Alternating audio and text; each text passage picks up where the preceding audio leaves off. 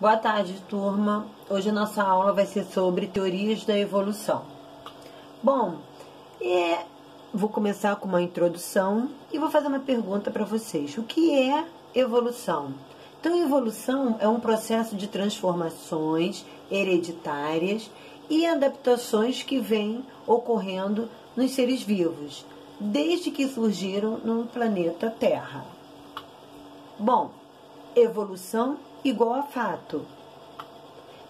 A ciência que estuda a evolução é a biologia evolutiva.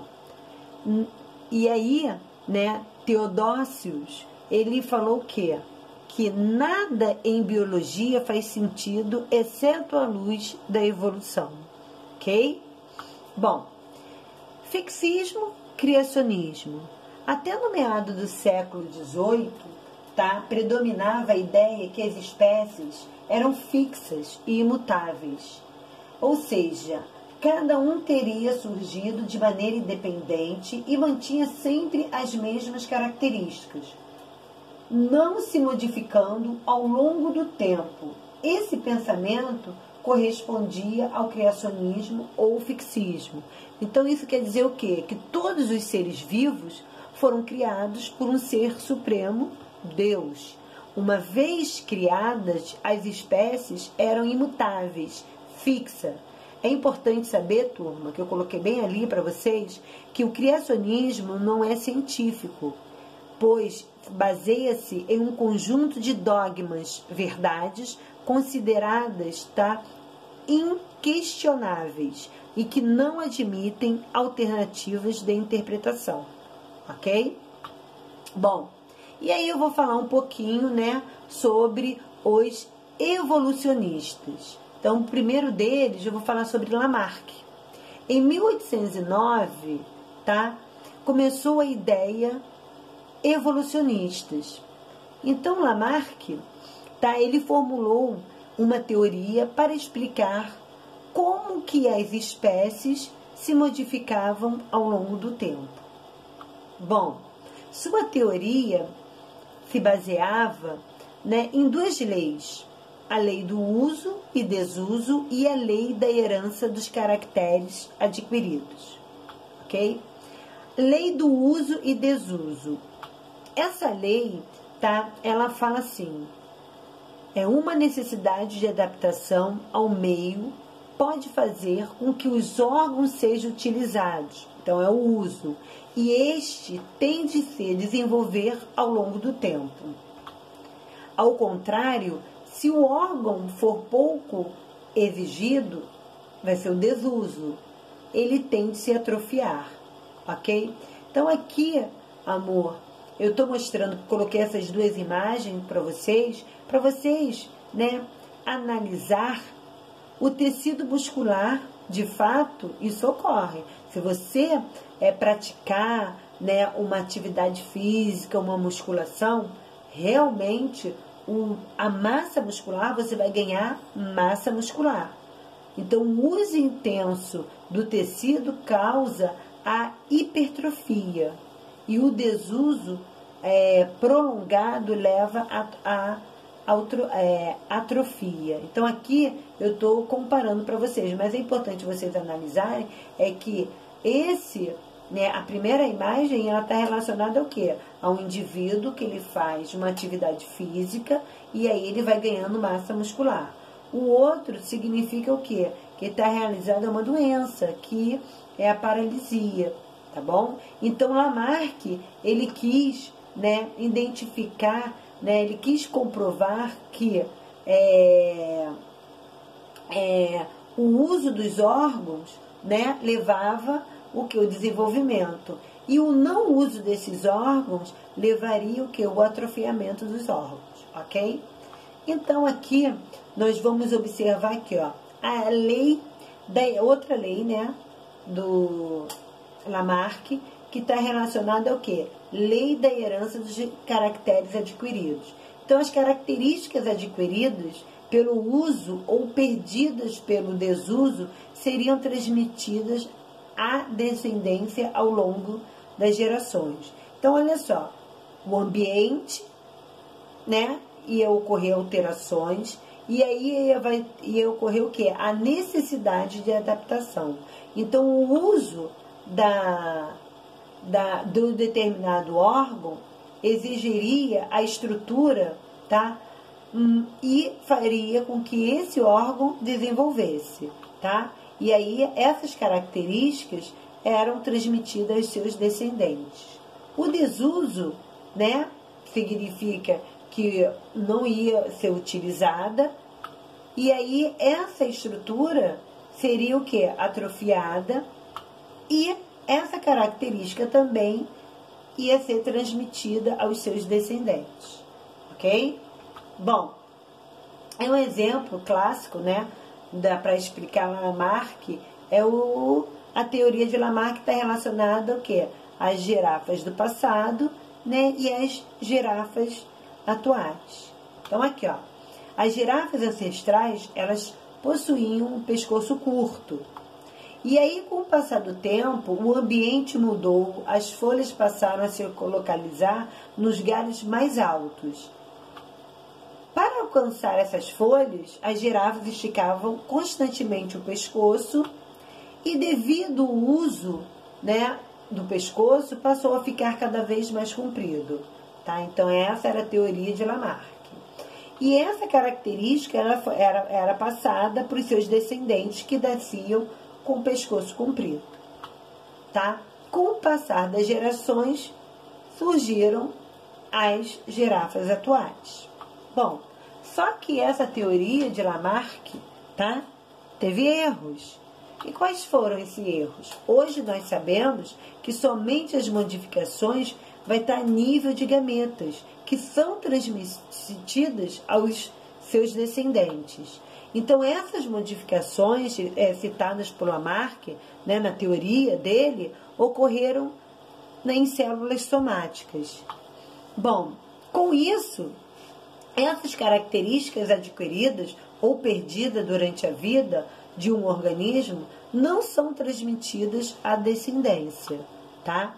Se essa teoria fosse verdadeira, né, se tivéssemos pai e mãe musculosos, né, o filho ia nascer já musculoso. Então, essa teoria de Lamarck, ela não é verdadeira por isso, gente, tá?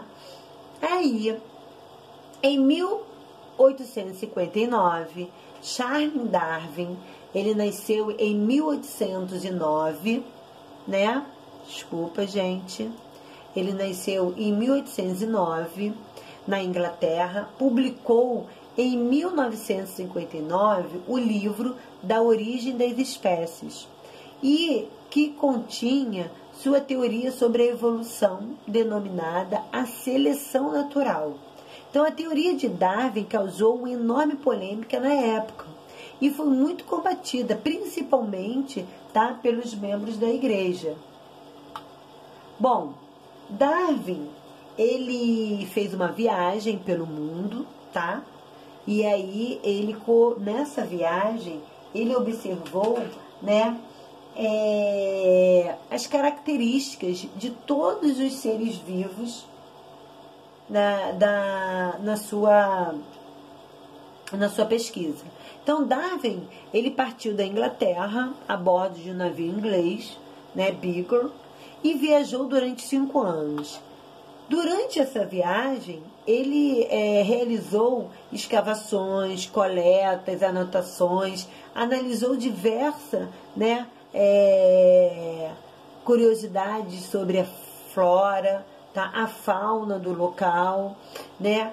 Essas observações levaram a Darwin a elaborar a teoria evolucionista, que ocorreram durante a sua viagem ao redor do mundo, tá? Bom, o darwinismo, ele está relacionado à teoria da seleção natural. Entre os indivíduos da mesma espécie, ele observou que existia uma diferença entre essas espécies e que o meio ambiente, ele também ele era um agente modificador, ele era um fator determinante. Então, os recursos do meio são escassos e os indivíduos, eles competem entre si. E aí o meio ambiente exerce uma pressão que vai incluir aqueles indivíduos menos adaptados e seleciona aqueles mais adaptados. Então aqui vocês vão observar, né, que existe uma variação de espécies e aí ocorre a pressão ambiental, que vou chamar de seleção natural. Então vocês vão observar que existe uma variedade de organismos menos adaptados e uma variedade de organismos mais adaptados. Então eu coloquei aí para vocês em cores diferentes para vocês observarem isso. Então o próprio ambiente ele foi selecionador. Então ele selecionou aqueles mais sobreviventes. E aí eles se reproduziram, né? E sobraram o quê? Os sobreviventes, aqueles que se adaptaram ao ambiente. Bom, aqui eu vou dar um exemplo também sobre uma seleção natural. Então eu peguei o funil está relacionado à variabilidade populacional, né? Por isso que vocês vão ver tamanhos diferentes. Então o funil, na realidade, ele vai ser o ambiente, onde ele vai ser selecionador, ele vai selecionar aquelas espécies que são mais adaptadas ao meio. Então você vai ver que os trabalhos de Darwin, tá? Eles influenciaram quem? Thomas Matthews, que as populações crescem em progressão geométrica, enquanto os recursos no meio em progressão aritmética. A dedução de Darwin, ele quis dizer o quê? Como não há recurso disponível para todos, como assim a água, o alimento, o abrigo, os indivíduos que competiam entre si e aqueles que sobreviveram, né, são os melhores adaptados. Então a luta da vida, o que Darwin chamou? Ele chamou de seleção natural. Aí Darwin, com a Terra que foi moldada praticamente inteiramente por forças lentas, agindo por um longo período de tempo, qual foi a dedução de Darwin em relação, né, à pesquisa de Charles? Ele falou que o planeta é muito antigo e os animais que viviam hoje surgiram por modificações de animais que viveram no passado. Tá? Então, olha só, Lamarck, tá? Ele mostrou que o ambiente ele causava transformações. Darwin, ele quis mostrar que o ambiente selecionava essas transformações, tá? Então, olha só, a ideia do Darwin é uma ideia de ancestralidade comum. Então ele diz o quê? Que todos os seres vivos do planeta descendem do mesmo ancestral comum.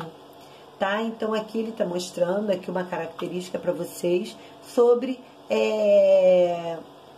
essas pesquisas que, né, para realmente falar que todos os seres vivos eles têm um ancestral comum e a partir daí eles evoluíram, ok? Bom, e aí eu vou colocar uma brincadeirinha para vocês em relação a Darwin, o que Darwin não sabia. Então, Lane e Wallace Darwin, ele começou aqui. Darwin, oi, como surge a variabilidade nas populações? Boa pergunta. Isso daí, gente, é uma brincadeira para vocês, tá? Não sei lhe responder, né? E aí, com isso, surgiu o quê? A teoria sintética, tá? Que é chamada de neodarwinismo. Essa teoria, ela surgiu em 1930, contra o quê? As contribuições de vários cientistas de todo o mundo. Então, ela agrega a seleção natural, conhecida completamente, né, complementares como da genética, da bioquímica, da ecologia, mecanismos causados da variabilidade genética através da mutação e recombinação gênica, tá?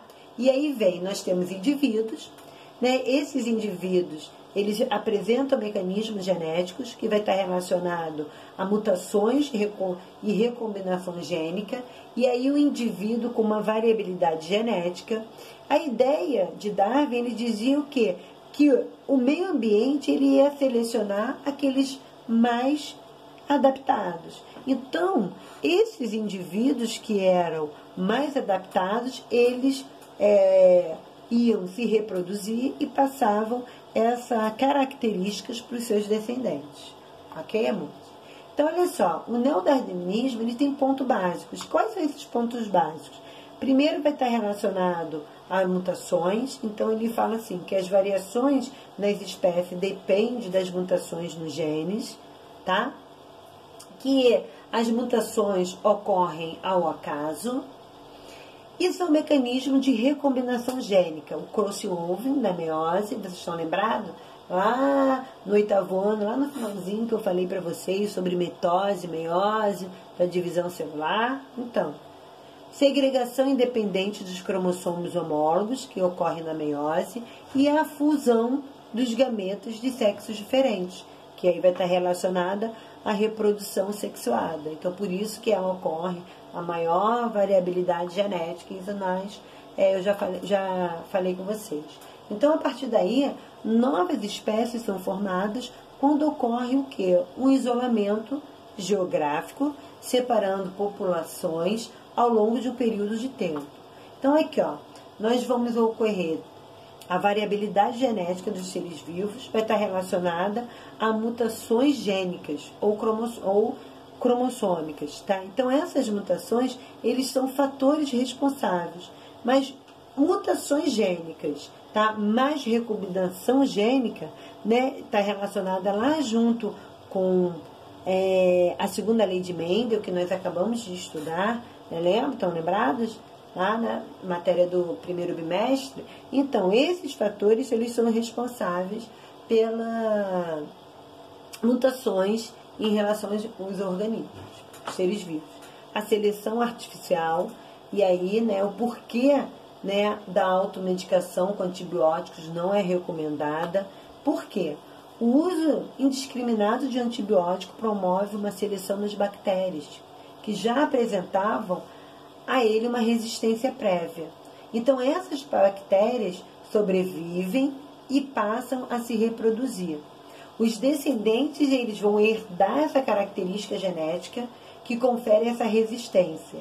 E as bactérias resistentes causam danos ao organismo. Então, aqui eu estou dando um exemplo para vocês, né, de bactérias. E essas bactérias, elas são mutantes, algumas delas são mutantes, porque elas são resistentes ao antibiótico. Então, ocorre uma seleção artificial aí, ocorre a sobrevivência delas e elas passam, né, elas se reproduzem e passam para os seus descendentes o quê? A resistência desse determinado antibiótico. Ok, gente? Então, olha só. Vou fazer uma pergunta para vocês, né? Isso também é uma questão do vestibular, tá? Que foi assim, ó, o uso intensivo do inseticida organoclorado, DDT, no século XX, acabou por selecionar variedades de insetos mutantes e resistentes. Muitas vezes foi necessário aumentar a dose do organoclorato para que houvesse um sucesso no combate aos insetos, o que aumentava inclusive o risco de contaminação ambiental, uma vez que o DDT é muito estável, se bioacumula e é pouco biodegradável. Então, olha só, o que a universidade fez? Ela fez uma pergunta, né?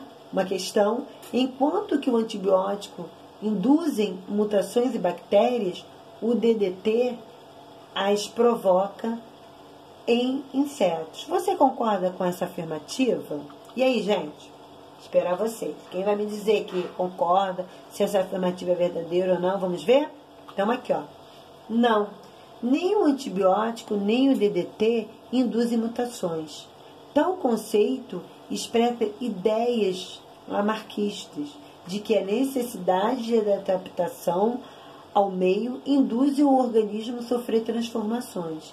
Na verdade, dentre as bactérias já havia um grupo mutante e os antibióticos selecionavam as bactérias. O mesmo raciocínio, gente, aplica no DDT. Então, que age como agente seletivo dos insetos mutantes, tá? Então é importante saber disso. Então, alguns indivíduos eles vão ser resistentes e vão passar para os seus descendentes, ok? Bom, evolução. A ciência ela trabalha com evidências e uma das evidências da evolução dos seres vivos são os fósseis, né? Então, o que é um fóssil? Fóssil são restos ou vestígios de seres vivos no passado. Então, o fóssil pode ser ossos, dentes, pegadas, fezes, tá? Aí vocês estão observando um fóssil de um tigre de dente de sabre, né? Um fóssil de uma fezes, que é chamado de cropólito, e um fóssil de um dinossauro. Então, a evidência do nosso planeta já foi habitado de seres diferentes do que existem atualmente, tá, amores? Um outro exemplo também está relacionado a evidências da evolução dos seres vivos, está relacionado à anatomia comparada. O que quer dizer isso?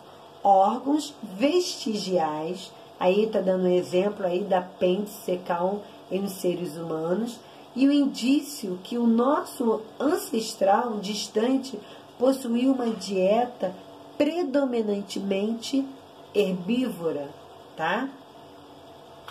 Bom, e aí nós vamos também, dentro da anatomia comparada, nós vamos falar sobre os órgãos homólogos. Então, eles vão ter a mesma origem embrionária, podem ou não exercer funções e evidência de um ancestral comum. Então, é importante saber, por isso que eu coloquei ali, ó, a nadadeira de um golfinho e a asa de um morcego. Eles realizam funções diferentes, tá? Então, se eles realizam funções diferentes, é um exemplo de uma divergência evolutiva. Um outro exemplo são órgãos análogos, né? Origem embrionária diferente, mas possuem a mesma função. Então, aí está dando o exemplo da asa da ave e a asa da mosca. Então, eles realizam a mesma função. É um exemplo de uma convergência evolutiva, ok? E aí também nós vamos trabalhar, né, um outro exemplo que é chamado de especiação, que é um fenômeno pelo qual novas espécies são formadas a partir de uma espécie ancestral comum. Para isso, né, para que isso aconteça, são necessários, respectivamente, o isolamento geográfico e o isolamento reprodutivo. Então, aqui eu vou dar um exemplo para vocês, que temos uma determinada espécie A. Dois grupos se separaram e viveram diferentes condições ambientais. Ocorreu a seleção natural, né, as mutações entre essas espécies, e aí, por exemplo, foi um isolamento geográfico, barreira natural, como os rios, oceanos, vales. E aí o que aconteceu? Essa seleção, eles se reproduziram entre si, e aí, na espécie B, o que aconteceu? Isolamento reprodutivo. Eles formam-se duas novas espécies, as espécies são diferentes em relação à genética, né, a morfologia também, e são profundos que eles impedem a reprodução entre esses dois grupos. Ok, meus amores? Que aí vai surgir o quê? Uma espécie C, tá?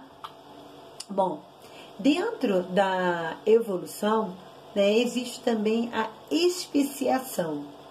É um mecanismo, né, que resulta em quê? Em grupos diferentes de espécies, pois os diferentes grupos não mais conseguem cruzar livremente, existindo mecanismos biológicos que impedem essa reprodução, tais como eles são classificados em pré-zigóticos e pós-zigóticos.